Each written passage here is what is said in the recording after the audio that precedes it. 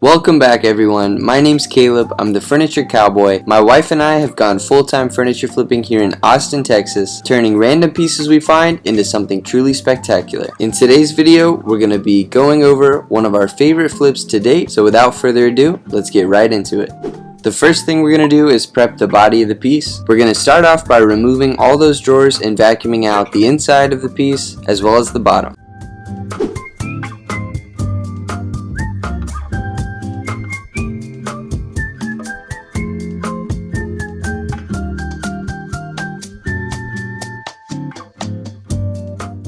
The next thing we're going to do is cut off the mini skirt base that this piece has. When we did this on a previous project, we had a bit of a hard time and we ended up cleaning up the cut with a jigsaw, which made a lot of people upset. So for this piece, we went out and bought a straight edge guide for our circular saw, which made this way easier. The trickiest part was cutting off the sides. Since the piece was so tall, I had to get up on a ladder, but we still got it done.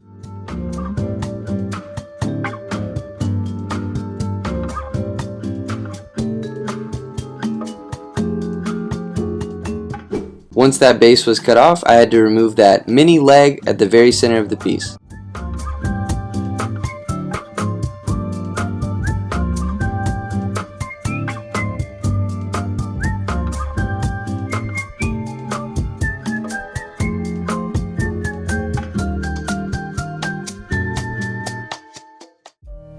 With that leg off, I put that support beam back on. Next up, we cleaned the whole piece down with some simple green before going in and scuff sanding the body.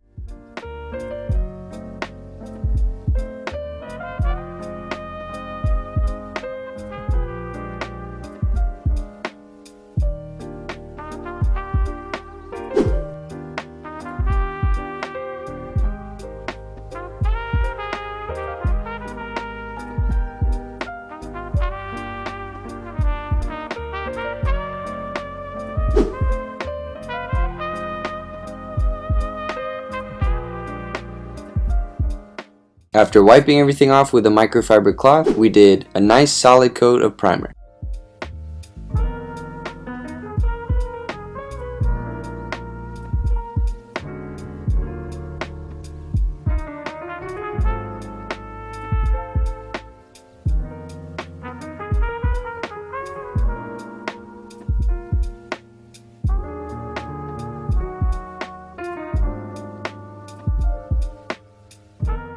Doing a coat of primer first makes it really easy to spot any imperfections, and this piece definitely had its fair share. So we went in and wood filled any areas we saw, sanded those smooth, and spot primed once again.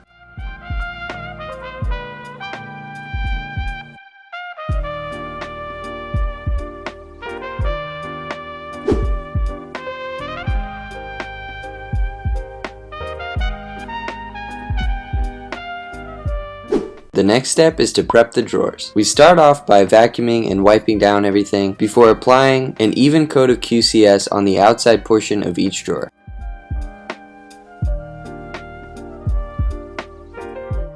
We're hoping to cut through any top coat, hopefully take off some of that stain. I let that sit on there for quite a while before re-wetting it one more time with the QCS and starting in with some steel wool. As I scrubbed with the steel wool, I could definitely feel that top coat coming off, and that's exactly what I wanted.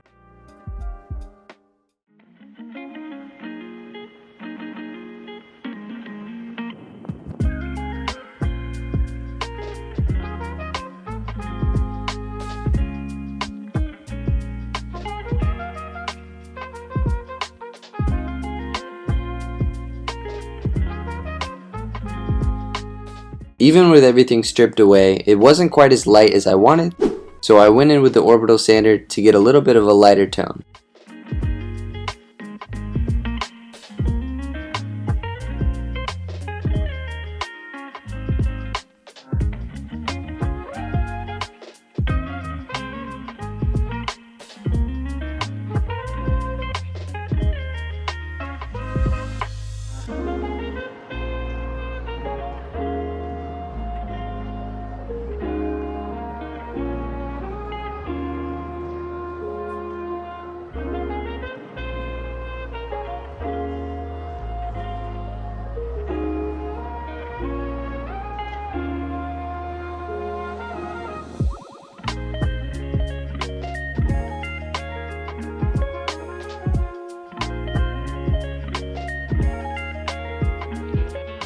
For the inside portion of these drawers, we're going to be attaching some burlap, so we go ahead and cut those to size, but we didn't quite have enough, so we had to order some more.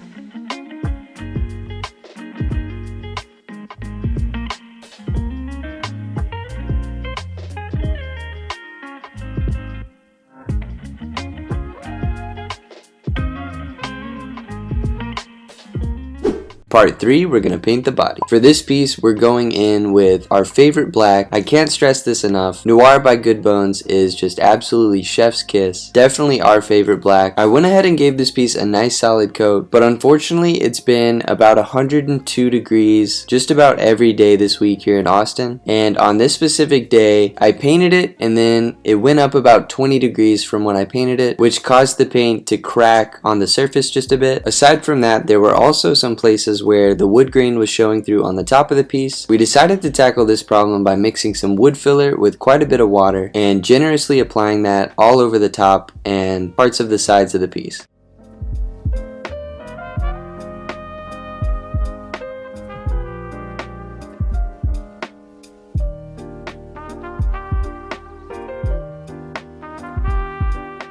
We're also applying some acrylic sealer on some exposed particle board on the back of the piece so that it doesn't expand when we paint over it. We wait for that to dry before sanding everything smooth and applying that last coat of paint. And this time I made sure to paint when it was about 70 degrees and I knew it wouldn't get hotter.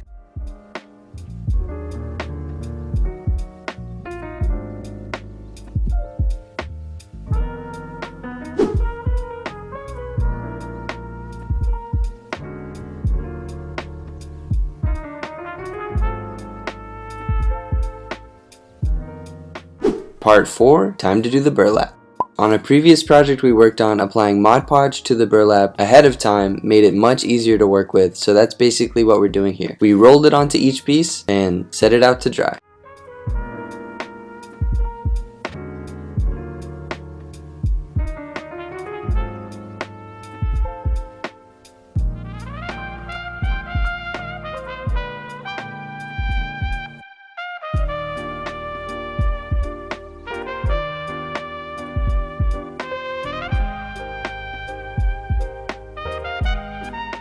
Meanwhile, at the garage, there were a couple spots on the side of the piece that needed a little bit of a less watered down wood filler, so I went in and wood filled those areas.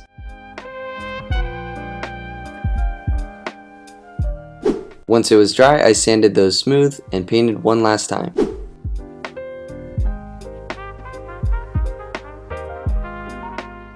Moving back to those drawers, my original plan was to use the orbital sander to sand down the top and the sides of the drawers, but I immediately blew right through the veneer on the top, so I immediately used some acrylic sealer to seal that up, and then we scuff sanded the sides and the top of each drawer before painting it Coyote by Good Bones.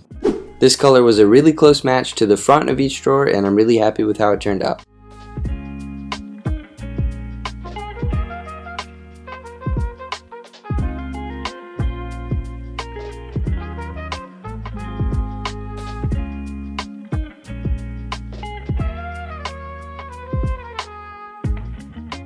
With that done, it was time to cut the burlap to size.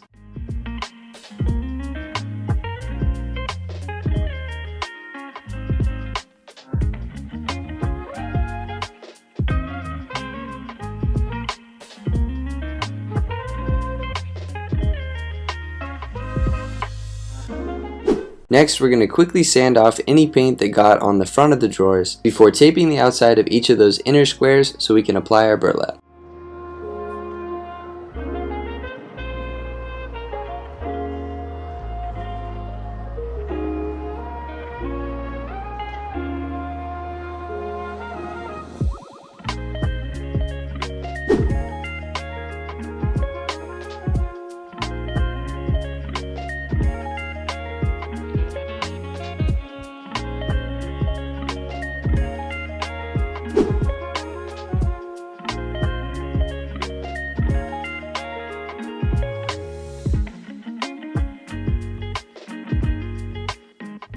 In some previous projects we worked on where we used burlap, someone recommended we try 3M adhesive spray. So that's what we're using today, and after using it in this video, I can confidently say this is by far the easiest way to do this. You do have to work pretty fast. Once you spray it, you just have a couple seconds to stick it down, and once it's down, you really only have about 2 seconds to move it into place if it's shifted off or anything like that.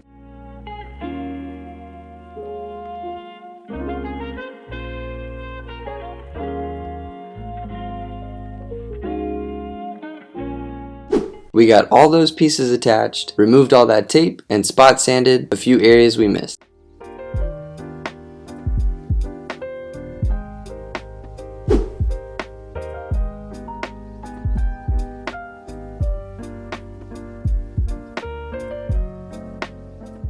With that, everything's pretty much done and we're ready to poly.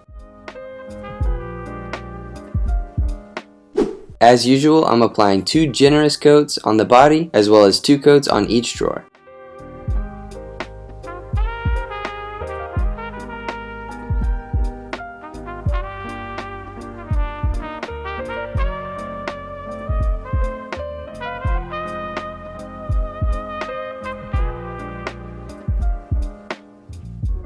We bought some new legs for the bottom of this piece, but surprise surprise, there was nothing for us to attach it to, so we had to head over to the miter saw and cut some spare wood to attach to the bottom.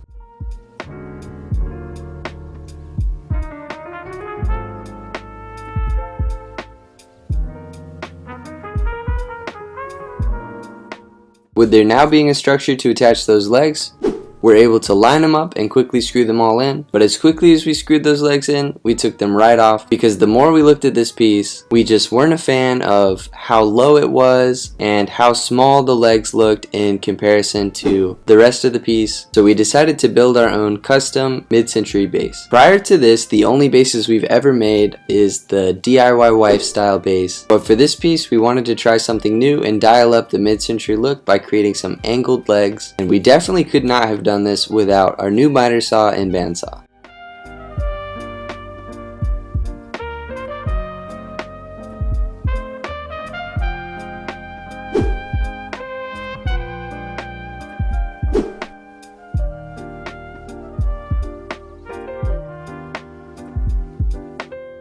Once we had everything cut and all of our pocket holes drilled, we attached that new beautiful base.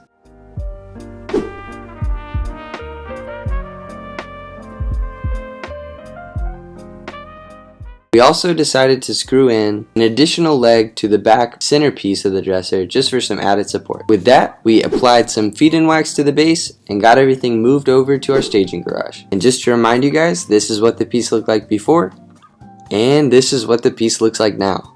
I'm so glad we decided to ditch those legs. I think the new base that we built really does the rest of this piece justice. I'm really happy with how this piece turned out. We've had a ton of people showing us a lot of love for this base and asking us to do a tutorial, so we will definitely be doing a separate tutorial going over how we built this base. So be sure to subscribe so you know when our new video comes out. Give this video a like if you enjoyed it, and leave a comment down below telling us what you would have done to this one. Thank you guys so much for watching, and I'll see you in the next one. Peace.